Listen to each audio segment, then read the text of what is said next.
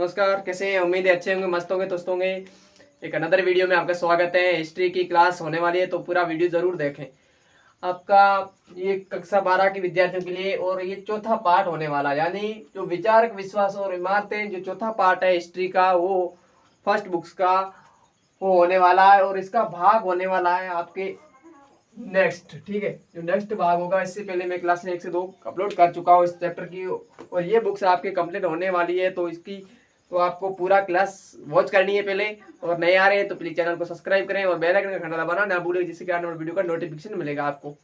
और share comment भी करते रहिएगा।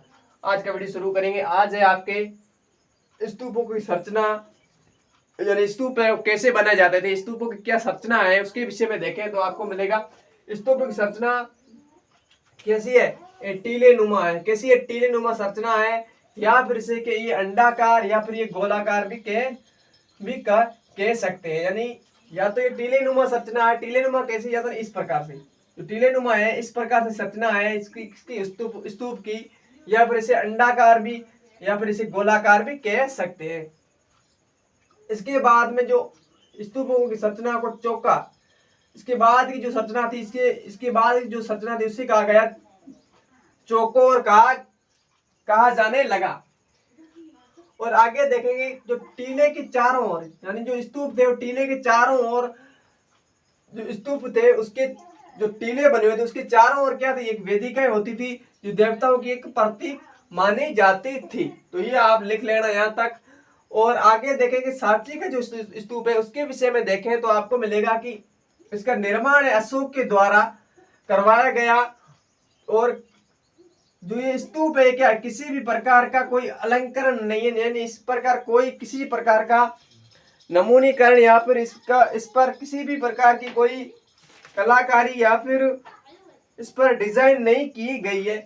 अर्थात इसे कह सकते हैं ये क्या एक साधारण है, जो ये सांची का स्तूप है एक साधारण स्तूप है, ये मान सकते हैं।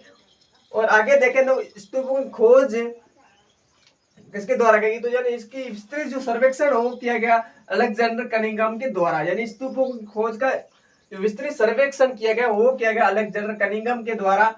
और उसमें पहला एक स्तूप है वो अमरावती का स्तूप, जो आपके गुटूर जिला है उसमें पड़ता है, गुटूर जिला पड़ता है आंध्र प्रदेश में। और इसका निर्माण है लगभग 200 ईसा पूर्व से 200 ईस्वी के मध्य। ये मैं प्रीवियस क्लास में बता चुका हूं और एक बार दोबारा बता देता हूं। ये आंध्र प्रदेश जो अमरावती स्तूप है, और इसका प्रारंभ जो मतलब इसका प्रारंभ है जो अमरावती स्तूप है इसका इक्ष्वाकु वंश के द्वारा, इक्ष्वाकु के शासक थे उनके द्वारा करवाया गया। और इसका पूर्ण कराने का कार्य जो अमरावती जो स्तूप है उसको पूरा करवाने का कार्य किया वो सातवाहन वंश के शासकों ने। इससे पहले देखें तो 1976 में स्थानीय राजाओं ने भी मंदिरों का निर्माण करवाना चाहते थे, मतलब इसका निर्माण करवाना चाहते थे 1976 में जो स्थानीय वहां के जो राजा थे। ठीक है, इस पर दूसरा था सांची का स्तूप। सांची का स्तूप के विषय में देखें तो आपको मिलेगा कि 1815 में टेलर के द्वारा इसका सर्वेक्षण किया गया। और ये कहाँ पड़ता है जो सांची का स्तूप? भोपाल मध्य प्रदेश एमपी, यानी उसका निर्माण है वो अशोक के द्वारा। किसके द्वारा? अशोक के द्वारा इसका निर्माण करवाया गया जो सांची का स्तूप है। और ये नोट डाल के लिखना है कि तोरण द्वार में 4, भारत का सबसे बड़ा जो स्तूप है इसमें 4 क्या है स्तूप है, ये माना गया है। तो ये तोरण द्वार कितने हैं? 4 है। तोरण द्वार कितने हैं? 4 है, ये मैंने लिख के बता दिए कि तोरण द्वार 4 है। भारत का सबसे बड़ा स्तूप है, बौद्ध धर्म का सबसे बड़ा स्तूप भी माना गया है। कौन सा? ये सांची का स्तूप या फिर ये तोरण द्वार तथा इसके विषय में हो गया। और मैं समझता हूं कि आपको ये नोट डाउन आपने अच्छी तरह से कर लेना वीडियो को एडजस्ट करके। और कोई नए आ रहे तो प्लीज चैनल को सब्सक्राइब जरूर करें और बेल आइकन का घंटा दबाना ना भूलिए, जिससे कि आने वाले वीडियो का नोटिफिकेशन मिलेगा। लाइक शेयर कमेंट भी करते रहिएगा। आगे टॉपिक लिखना है महात्मा बुद्ध के अनुयायी। इसके विषय में आपको 5 से 6 लाइनें आपको लिखनी है, जैसे आप लिख लो।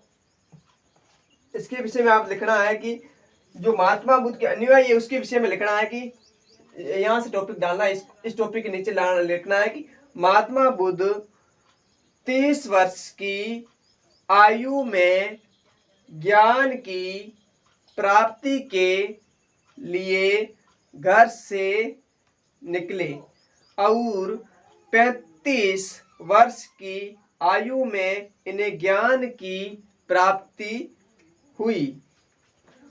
आगे लिखना है, ज्ञान की प्राप्ति के बाद महात्मा बुद्ध ने अपना पहला उपदेश सारनाथ में 5 ब्राह्मणों या फिर भिक्षुओं को दिया। आगे लिखना है, उपदेश देने के बाद में महात्मा बुद्ध के शिष्य बनने लगे और महात्मा बुद्ध ने अपने शिष्यों के लिए तथा बौद्ध धर्म को संगठित करने और व्यवस्थित रूप से संचालन करने के लिए संघ की स्थापना की। यहां तक पैराग्राफ लिख लिया। एक लाइन छोड़ के लिखना है, आगे आपको इसी विषय में लिखना है। ये ऐसे भिक्षुओं की संस्था थी जो धम्म के शिक्षक बन गए थे। ये भिक्षु सादा जीवन व्यतीत करते थे क्योंकि दान पर निर्भर भी रहते थे, इसलिए इन्हें भिक्षु कहा जाता था। एक लाइन छोड़ के लिखना है, बौद्ध धर्म के पुरुषों को शामिल किया जाता था, लेकिन बुद्ध के प्रिय शिष्य आनंद के आग्रह पर महिलाओं को भी बौद्ध संघ में शामिल किया जाने लगा। आगे लिखना है, बौद्ध धर्म में पहली महिला जो भिक्षुणी के रूप में गौतमी बनी। महात्मा बुद्ध के अनुयायी राजा, धनवान, सेठ, सामान्य जनता, कर्मकार, दास, शिल्प नाई और भंगी थे।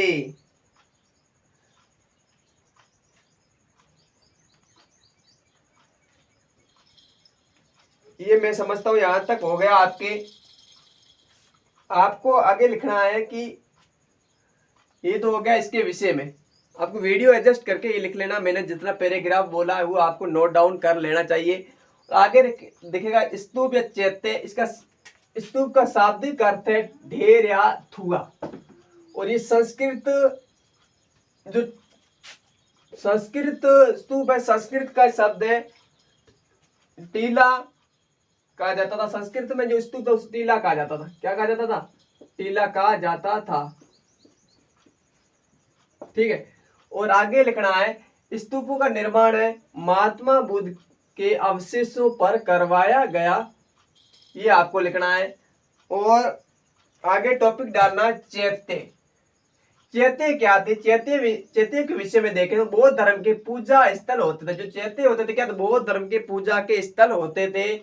इनमें बुद्ध के जीवन से जुड़ी जगहों का वर्णन किया गया। किसमें? चैत्य के में। उसके बाद में लिखना स्वाधाह के बाद, यानी स्वाधाह के बाद क्या था? शरीर के कुछ अवशेष टीलों पर सुरक्षित रख दिए जाते थे। अंतिम संस्कार से जुड़े ये टीले चैत्य कहलाते थे। यहां तक हो गया संवादान के बारे में। संवादान के बारे में लिख लिया आपने।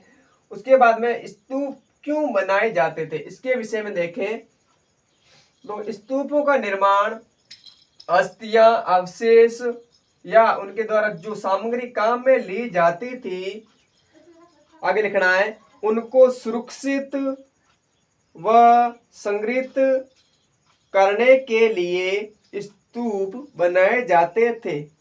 उसके बाद लिखना, हालांकि बौद्ध धर्म से पहले भी स्तूपों का निर्माण होता था, लेकिन बौद्ध धर्म के रूप में इन्हें प्रतिष्ठा मिली। तो इस प्रकार से ये हो गया आज का वीडियो। मैं समझता हूँ यहाँ तक काफी होगा। और अपन की क्लासें रेगुलर आ रही है, तो पूरा वीडियो ज़रूर देखें। और ये चैप्टर मैं 1 से 2 क्लास में पूरा करने वाला हूँ, तो ये भी चौथा चैप्टर। और इसी के साथ ही ये पहली बुक्स जो अपनी हिस्ट्री की अपन ने कम समय में कर ली है, मैं समझता हूँ आप अपने दोस्तों को शेयर करें। मैं अनाउंसमेंट कर रहा हूँ, इंग्लिश की जिसको भी विद्यार्थी को ज़रूरत है वो ज़रूर कमेंट करें। और उनसे एक आग्रह करूँगा, मेरे को कितना आप सपोर्ट दिखाते हैं वो तो आपको दिखता ही है, लेकिन आप अपने दोस्तों के साथ ज़रूर शेयर करें, 10-10 के साथ शेयर करें। मान लो आप 10 से 15 यहाँ से वीडियो देखते हैं, और पहली तो ये रिक्वेस्ट है वीडियो पूरा देखें, क्योंकि बीच में कुछ मैं जोड़ता भी हूँ और कुछ मैं बोल के बताता हूँ, क्योंकि कंटेंट बहुत है। एनसीईआरटी तो लैंग्वेज लेंदी है, इसमें मैंने पूरा झोंक दिया है अपने को, और अपना एक निचोड़ मैंने निकाल दिया है। तो आपको किताबों को और दोनों को नोट्स को एडजस्ट करके मतलब लिख लिया है, और आपको इसमें कोई भी कमी नहीं आएगी, क्योंकि ये कंटेंट है, कंटेंट में कोई कमी नहीं है, ऐसी मैं समझता हूँ। और अपने दोस्तों शेयर कर 10-10 के साथ शेयर करते हैं, तो मैं जल्दी लाइव सेशन करूँगा, क्योंकि अपना एक नया प्रयास है। और नए प्रयास में क्या कहते हैं कि यूट्यूब का क्राइटेरिया उसको पूरा करना बहुत जरूरी है। तो आप अगर 10-10 के साथ शेयर करते हैं, तो मैं समझता हूँ ये क्राइटेरिया पूरा हो जाए, उसके बाद में आप लाइव सेशन करेंगे यूट्यूब के माध्यम से। तो मैं समझता हूँ कि आप मेरी बात से इत्तेफाक रखें या ना रखें, लेकिन इंग्लिश की क्लास जिसको भी लेनी जो जरूर ये क्राइटेरिया आप अपने दोस्त 10 के साथ शेयर करें। उसके बाद हिंदी साहित्य और अनिवार्य जिसका भी सब्जेक्ट है उनके राइटिंग सेक्शन और ग्रामर का पोर्शन लगने वाले अलंकार छंद जो भी है उनके बारे में मैं विस्तृत आपको क्लासें दूंगा, ऐसी मैं उम्मीद है। और मेरा प्रयास है आपके हित में, और आप सहयोग करेंगे जरूर कामयाब होंगे, ऐसी उम्मीद है। नहीं थे तो प्लीज चैनल को सब्सक्राइब करें और लाइक शेयर कमेंट भी करते रहिएगा। बेल आइकन का जो घंटा है उसको दबाना, जिससे कि आने वीडियो का नोटिफिकेशन मिलेगा। तब तक के लिए जय हिंद, मिलेंगे नेक्स्ट वीडियो में। वंदे मातरम।